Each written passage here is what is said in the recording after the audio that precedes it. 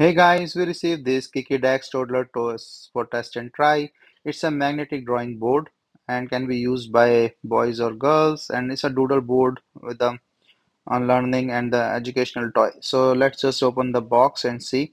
So in my opinion, it have a multiple use stuff. The first thing is this have this legs, so it's easy. It can be used as a table or as a thing with the kids. So it's a nice design in that sense that this is the just the doodle board, but then have this legs to make it as a table or as you know the reading and the writing table thing as well. So very nice quality thing here as you can see, and this legs have this stop thing written on it. So you have to match up this, and this will just go inside. It's around like 5.9 inches and a good strength, so hold up to 120 lbs. And is a spiral installation as I see it here, and the stop sign will just match.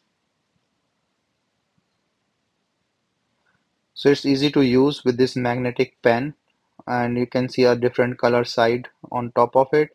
So it's basically nice as you can see the writing thing. So there are four quadrants with the different colors, and so this is a colorful writing as well for the kids. And let me just put all these legs and show you.